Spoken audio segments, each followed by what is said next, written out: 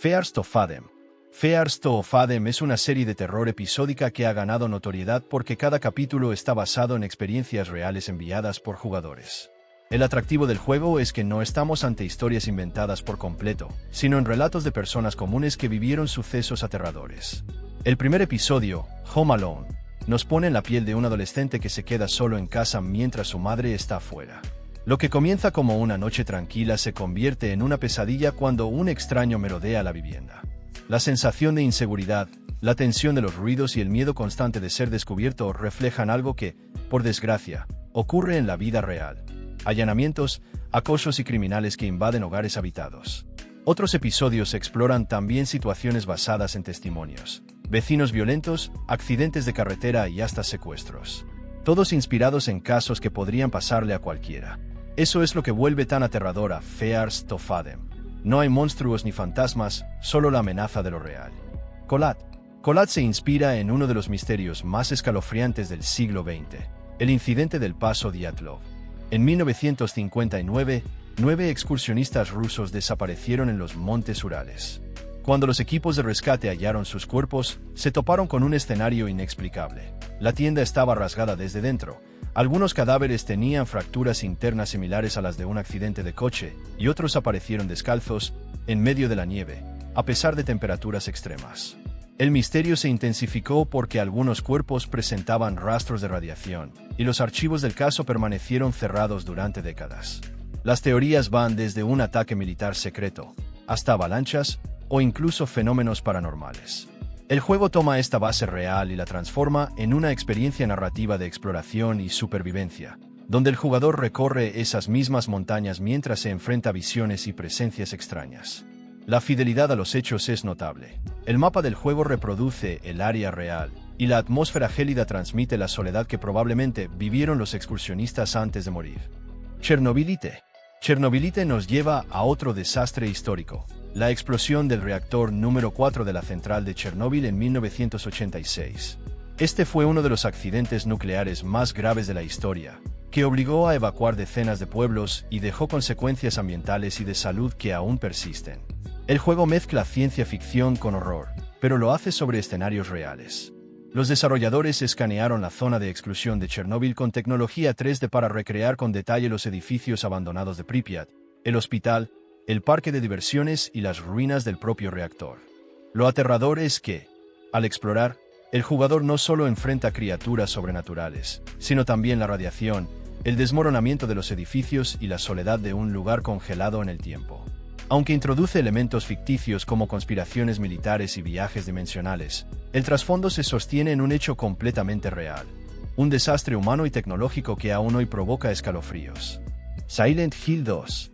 Silent Hill 2 es considerado uno de los mejores juegos de terror psicológico jamás creados.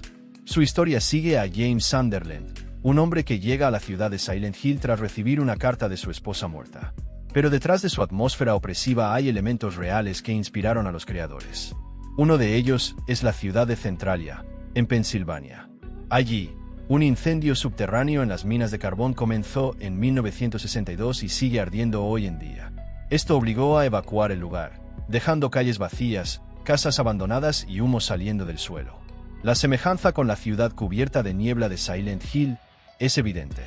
Además, la representación de hospitales, criaturas y la exploración del trauma psicológico tiene raíces en instituciones psiquiátricas reales y en el análisis de la culpa y el duelo humano. No es solo un juego de monstruos, es un retrato del dolor, la represión y los pecados que persiguen a las personas. Resident Evil Village. En Resident Evil Village, Capcom tomó inspiración del folclore europeo y de personajes históricos para dar vida a su elenco de villanos. La más famosa es Lady Dimitrescu, una mujer vampírica de más de 2,5 metros de altura. Su diseño se inspira en Elizabeth Báthory, la condesa húngara acusada en el siglo XVII de torturar y asesinar a decenas de jóvenes, bañándose en su sangre para preservar su belleza. Aunque algunos historiadores discuten la veracidad de estas acusaciones, la leyenda ha sobrevivido hasta hoy. La ambientación del juego también está ligada a pueblos rurales de Rumanía y a los mitos de vampiros y hombres lobo que forman parte de la tradición popular.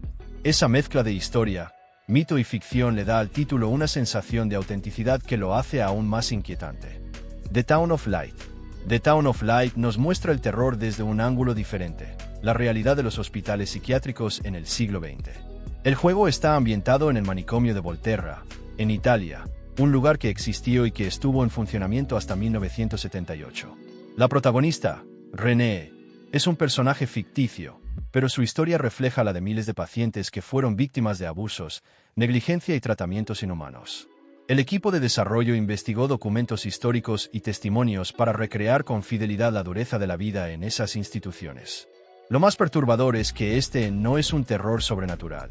Es un espejo de una realidad histórica donde las personas con enfermedades mentales eran tratadas como prisioneros en lugar de pacientes. Fatal Frame.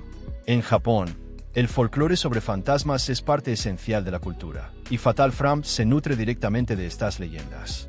En el juego, los protagonistas usan una cámara especial para capturar y exorcizar espíritus. La idea proviene de relatos tradicionales en los que las fotografías eran vistas como objetos capaces de atrapar el alma de las personas.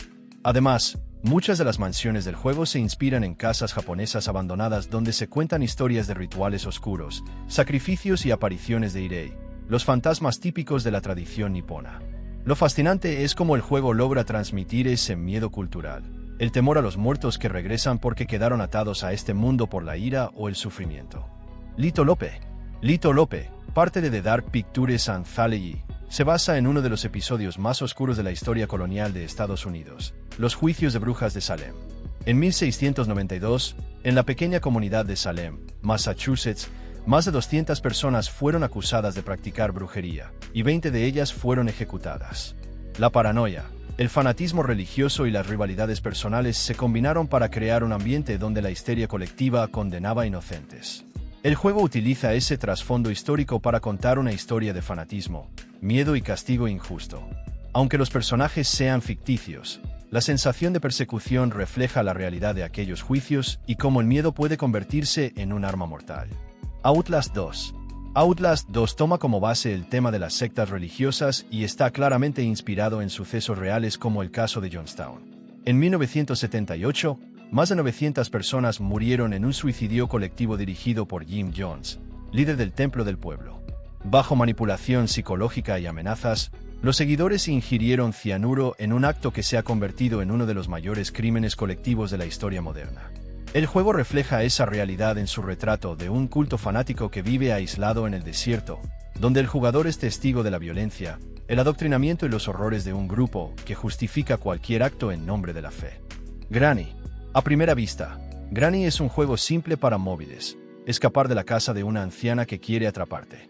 Pero lo interesante es que se nutre de un miedo muy real, el de ser retenido contra tu voluntad en un lugar cotidiano. Aunque no está basado en un caso específico, toma elementos de crímenes donde personas mayores mantenían cautivos a desconocidos en sus hogares, así como leyendas urbanas de vecinos perturbadores que escondían secretos oscuros. La atmósfera del juego funciona porque se mezcla lo familiar con lo aterrador. Una casa normal se convierte en una prisión y una abuela, figura normalmente protectora, se transforma en una cazadora. Five Nights at Freddy's. La saga Five Nights at Freddy's, o FNAF, parece pura ficción con sus animatrónicos poseídos, pero tiene raíces inquietantemente reales.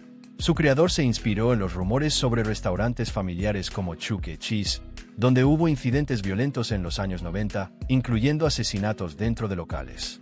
Además, los animatrónicos, diseñados para entretener, generaban miedo real en muchos niños, por su apariencia inquietante y sus movimientos mecánicos poco naturales.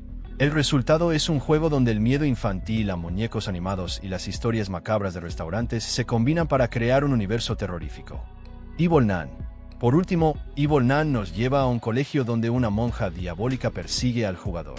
Puede parecer fantasía, pero en realidad se inspira en testimonios de abusos en internados religiosos.